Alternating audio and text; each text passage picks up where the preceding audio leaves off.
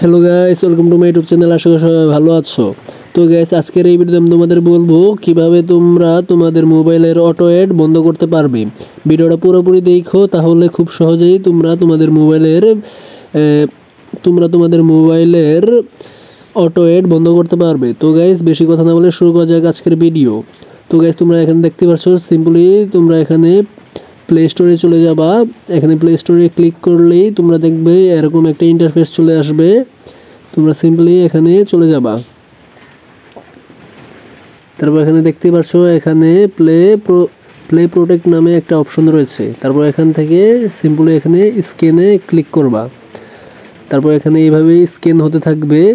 যদি কোনো সমস্যা থেকে থাকে তাহলে অবশ্যই এখানে তোমাদের দেখাবে। তারপরে এখানে দেখতে পাচ্ছ, এখানে নো হার্মফুল অ্যাপ দেওয়া রয়েছে। তো সিম্পলি এখান থেকে বেরিয়ে যাবে। তারপরে এখান থেকে সেটিংয়ে আসবে। তারপর এখানে দেখতেই পাচ্ছ অনেক সেটিং রয়েছে, এর ভিতরের থেকে তোমাদের অ্যাপ সেটিংয়ে চলে যেতে হবে। তারপর অ্যাপ সেটিং থেকে তোমরা এখান থেকে ম্যানেজ অ্যাপসে চলে যাবা।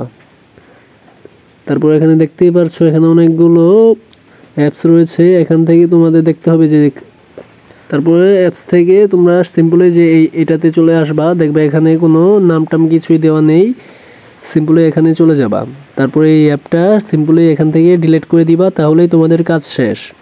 এই অ্যাপটা ডিলিট করে দিলে তাহলে তোমাদের অটো অ্যাড আসা বন্ধ হয়ে যাবে।